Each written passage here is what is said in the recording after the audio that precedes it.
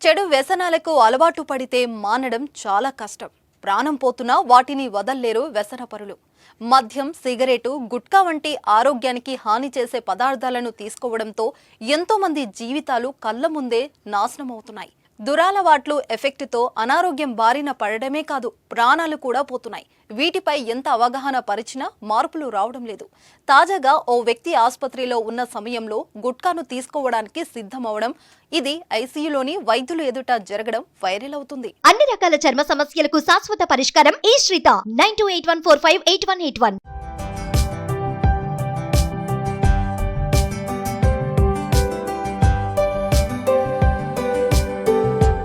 మన దేశంలో గుట్కా ప్రేమికులు ఎక్కువనే చెప్పాలి.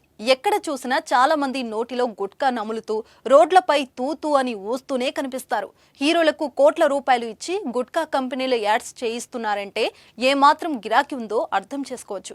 చిన్న పిల్లల నుంచి పెద్దవారి వరకు ప్రతి ఒక్కరూ దీనికి అలవాటు పడి క్యాన్సర్, ఇతర అనారోగ్య సమస్యలకు గురవుతున్నారు.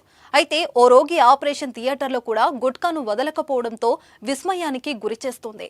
ఒక పేషెంట్ బెడ్ మీద ఐసీలో చికిత్స తీసుకుంటున్నాడు. అతడికి చుట్టుపక్కల డాక్టర్లు, నర్సులు ట్రీట్మెంట్ చేస్తున్నారు.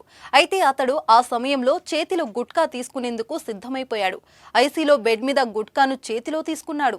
దానిని నోటిలోకి వేసే ముందు రెండు చేతిలో మిక్స్ చేస్తూ కనిపించాడు. ఆ పేషెంట్ గుట్కా వేసుకున్నాడా లేదా అన్నది తెలియలేదు. కానీ చేతుల్లో గుట్కా వేసుకుని రుద్దడం స్పష్టంగా కనిపిస్తుంది.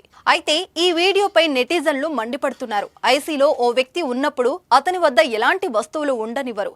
అలాంటిది గుట్కా లోపలికి ఎలా వచ్చిందని ప్రశ్నిస్తున్నారు. అయితే ఆ రోగి అనస్థీషియా మత్తులో ఇలా ఉండొచ్చని కొందరు భావిస్తున్నారు. ఈ ఘటన యూపీలోని కాన్పూర్లో జరిగినట్లు తెలుస్తోంది.